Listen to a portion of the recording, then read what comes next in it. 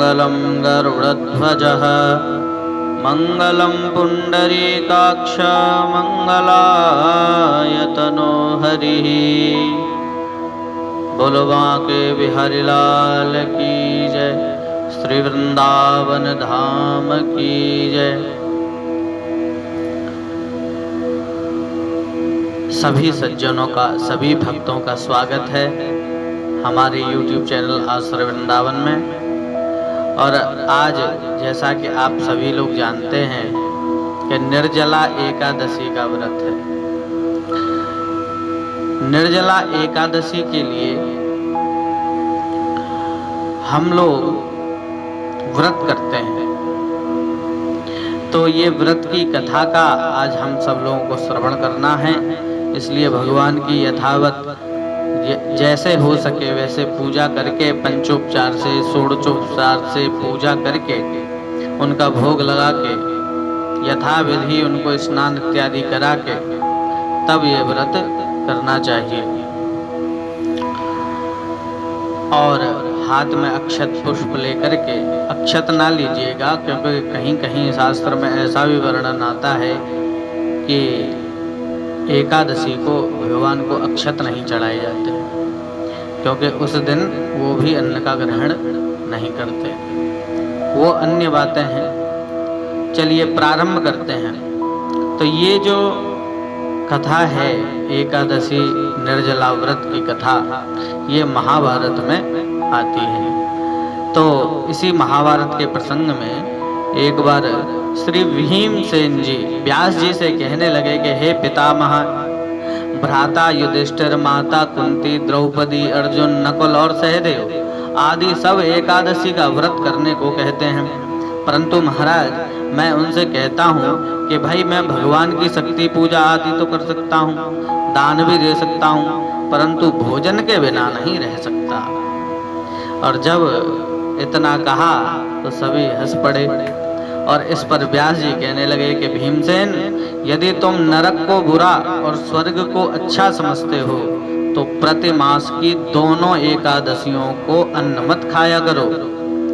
भीमसेन कहने लगे कि हे पितामह, मैं तो पहले ही कह चुका हूँ कि मैं भूख सहन नहीं कर सकता। यदि वर्ष भर में कोई एक ही ऐसा व्रत हो तो मैं रख सकता हूँ, क्योंकि मेरे पेट में वृक नाम की अग्नि है, सो मैं भोजन किए बिना नहीं रह सकता। भोजन करने से वह शांत रहती है, इसलिए पूरा उपवास तो क्या, एक समय भी बिना भोजन के लिए रहना कठिन है। अतः आप मुझे कोई ऐसा व्रत बताइए जो वर्ष में केवल एक बार ही करना पड़े और मुझे स्वर्ग की प्राप्ति हो जाए। श्री व्यास जी कहने लगे कि हे पुत्र, बड़े बड़े ऋषियों ने बहुत शास्त्र आदि बनाए हैं, जिनसे थोड़े से ही परिश्रम से स्वर्ग की प्राप्ति हो सकती है। इसी प्रकार शास्त्रों में दोनों पक्षों की एकादशी का व्रत मुक्ति के लिए रखा जाता है। जो व्यक्ति मुक्ति चाहता है वो एकादशी का व्रत करे। व्यास जी के वचन सुनकर भीम से नरक में जाने के नाम से भयभीत हो गए और कांप कर कहने लगे कि अब क्या करूं? मास में 2 व्रत तो मैं नहीं कर सकता, हाँ वर्ष में 1 व्रत करने का प्रयत्न अवश्य कर सकता हूँ। अतः वर्ष में 1 दिन व्रत करने से मेरी मुक्ति हो जाए, ऐसे किसी व्रत को बताइए। यह सुनकर के व्यास जी कहने लगे कि वृषभ और मिथुन की संक्रांति के बीच ज्येष्ठ मास के शुक्ल पक्ष की जो एकादशी आती है उसका नाम निर्जला है। तुम उस एकादशी का व्रत करो। इस एकादशी के व्रत में स्नान और आचमन के सिवा जल वर्जित है। आचमन में 6 मासे से अधिक जल नहीं होना चाहिए, अन्यथा वह मद्यपान के सदृश हो जाता है। इस दिन भोजन भी नहीं करना चाहिए, क्योंकि भोजन करने से व्रत नष्ट हो जाता है। यदि एकादशी को सूर्योदय से लेकर द्वादशी के सूर्योदय तक जल ग्रहण न करे तो उसे सारी एकादशियों के फलों का, व्रतों का फल प्राप्त हो जाता है। द्वादशी को सूर्योदय से पहले उठकर स्नान आदि करके ब्राह्मणों को दान इत्यादि देना चाहिए। इसके पश्चात भूखे और शतपात ब्राह्मण को भोजन करा के फिर आप भोजन कर लेना चाहिए। इसका फल पूरे 1 वर्ष की संपूर्ण एकादशियों के बराबर होता है। श्री व्यास जी कहने लगे कि हे भीमसेन, यह मुझको स्वयं भगवान ने बताया है। इस एकादशी का पुण्य समस्त तीर्थों और दानों से अधिक है। केवल एक दिन मनुष्य निर्जल रहने से पापों से मुक्त हो जाता है। जो मनुष्य निर्जला एकादशी का व्रत करते हैं उनकी मृत्यु के समय यमदूत आकर नहीं घेरते, वरन भगवान के पार्षद उसे पुष्पक विमान में बिठाकर स्वर्ग को ले जाते हैं। अतः संसार में सबसे श्रेष्ठ निर्जला एकादशी का व्रत है, इसलिए यत्न के साथ इस व्रत को करना चाहिए। उस दिन ओम नमो भगवते वासुदेवाय इस मंत्र का उच्चारण करना चाहिए, गौदान करना चाहिए। इस प्रकार व्यास जी की आज्ञा अनुसार भीमसेन ने इस व्रत को किया, इसलिए इस एकादशी को भीमसेनी या पांडव एकादशी भी कहते हैं।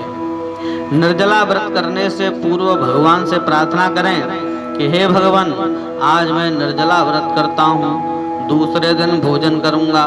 मैं इस व्रत को श्रद्धा पूर्वक करूँगा, अतः आपकी कृपा से मेरे सब पाप नष्ट हो जाएं। इस दिन जल से भरा हुआ एक घड़ा वस्त्र से ढककर स्वर्ण सहित दान करना चाहिए। जो मनुष्य इस व्रत को करते हैं उनको करोड़ पल सोने के दान का फल मिलता है, और जो इस दिन यज्ञादि करते हैं उनका फल तो वर्णन ही नहीं किया जा सकता। इस एकादशी के व्रत से मनुष्य विष्णु लोक को प्राप्त होता है। जो मनुष्य इस दिन अन्न खाते हैं वे चांडाल के समान हैं और वे अंत में नरक हो जाते हैं। जिसने निर्जला एकादशी का व्रत किया है वह चाहे ब्रह्म हत्यारा हो, मद्यपान करता हो, चोरी करता हो, गुरु के साथ द्वेष किया हो, मगर इस व्रत के प्रभाव से स्वर्ग को जाता है। हे कुंती पुत्र, जो पुरुष स्त्री श्रद्धा पूर्वक इस व्रत को करते हैं उन्हें अग्र लिखित कर्म करने चाहिए। प्रथम भगवान का पूजन, फिर गोदान, ब्राह्मणों को मिष्ठान्न व दक्षिणा देना चाहिए। जल से भरे कलश का दान अवश्य करना चाहिए। निर्जला के दिन अन्न, वस्त्र, उपाहन, जूती आदि का दान करना चाहिए। जो मनुष्य भक्ति पूर्वक इस कथा को पढ़ते या सुनते हैं उन्हें निश्चय ही स्वर्ग की प्राप्ति होती है। बोलिए एकादशी महारानी की जय, भगवान विष्णु की जय। आप सब लोग उठ करके भगवान को जो पुष्प अपने हस्तों में लिए हैं अर्पित कर दें और आरती पूजा इत्यादि करके सभी भगवान की परिक्रमा करके दंडवत करके प्रसाद लें। प्रसाद ग्रहण इसमें नहीं करना चाहिए क्योंकि निर्जला एकादशी का व्रत है, इसलिए आप कुछ ग्रहण नहीं कर सकते। तो आप प्रणाम करके भगवान को और अपने कार्यों में प्रवृत्त होइए। बोले बांके बिहारी लाल की